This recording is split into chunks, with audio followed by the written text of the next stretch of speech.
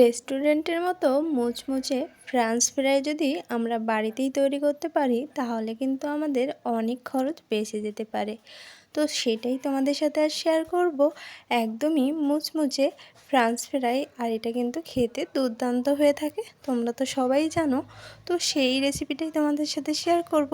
তাহলে চলো আজকের রেসিপিটা এখান থেকে নমস্কার বন্ধুরা, সুমিস ভিলেজ লাইফে আমি সুমি সবার সাথে আছি। আমার আজকের রেসিপি ফ্রান্স ফ্রাই। তো আমি এখানে আলুটা ভালো করে সাদা জল দিয়ে ধুয়ে নিতে হবে। তো দেখো চৌকো চৌকো করে এভাবে কিন্তু কেটে নিয়েছি। খোসা ছিলে একবার ভালো করে ধুয়ে নিয়েছিলাম, আর তারপর এরকম চৌকো চৌকো করে কেটে পরিষ্কার জল দিয়ে 3 থেকে 4 বারের মতো ধুয়ে নিতে হবে। তাহলে এর আলুর যে রসটা থাকে ওই রসটা যাতে না থাকে, আর ওটা কিন্তু একটা অ্যাসিডের মতো কাজ করে। সেজন্য চেষ্টা করব আলুটা যত ভালো করে ধোয়া হবে সেভাবে কিন্তু ভালো করে ধুয়ে নেওয়ার পরে দেখো আমি আলুটা আবারও কিন্তু একটু ধুয়ে নিচ্ছি। আর এটা কিন্তু একটু ভালো করে ধুয়ে নিতে হবে যাতে আলুর যে অ্যাসিডিটিটা ওটা যেন না থাকে।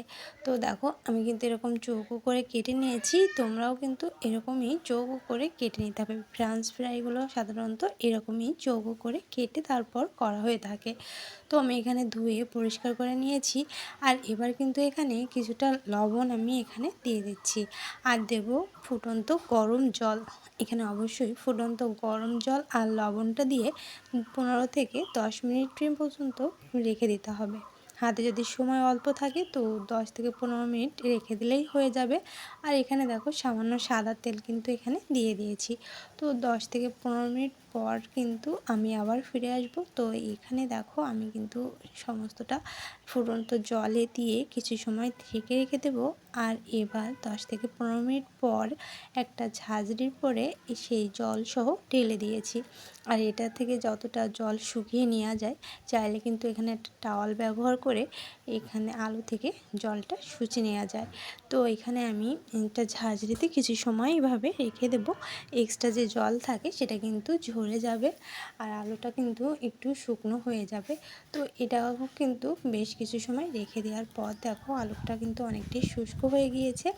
আর ওর গায়ে কিন্তু যে তেলটা ছিল সেই তেলটা কিন্তু ভেসে উঠেছে। তো এ পর্যায়ে কিন্তু কর্নফ্লাওয়ারটা আমি এখানে দিয়ে দিচ্ছি। কর্নফ্লাওয়ারটা কিন্তু পরিমাণ মতো দিতে হবে যাতে আলুর গায়ে সমস্ত জায়গায় ভালো করে লেগে যায়। তো এই কর্নফ্লাওয়ারের জন্যই কিন্তু এই আলুটা ভাজলে একদম রেস্টুরেন্টের মতোই মুচমুচে হবে। তো দেখো এর গায়ে কিন্তু লেগে লেগে গিয়েছে, আর একটু পরিমাণ দিয়ে দিলাম, তাতে করে সমস্ত জায়গায় কিন্তু খুব সুন্দর করে এভাবে হাত দিয়েও তোমরা লাগিয়ে নিতে পারো।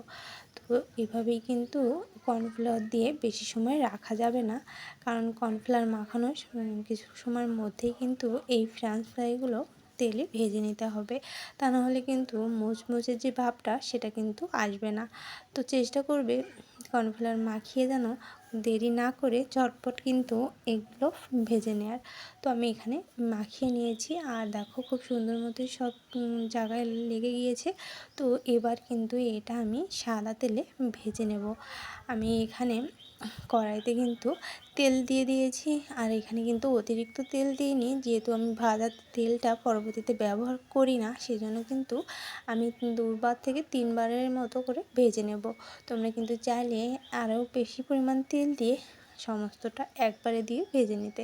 তো দেখো আমি কিন্তু ডুবো তেলেই ভেজে নিচ্ছি। এরকম কিন্তু ডুবো তেলেই ভাজতে হবে, তা না হলে কিন্তু এটা মুচমুচে ভাবটা আসবে না। তো দেখো আমি কিন্তু সমস্তটা খুব সুন্দর করে দিয়েছি, আর তেলটা কিন্তু অতিরিক্ত গরম করা যাবে না, মিডিয়াম গরম থাকতে কিন্তু দিয়ে একটু সময় নিয়ে প্রায় 5 মিনিট মতো লেগেছিল। তো সেইভাবে এরকম লাল লাল করে কিন্তু ভেজে নিতে হবে।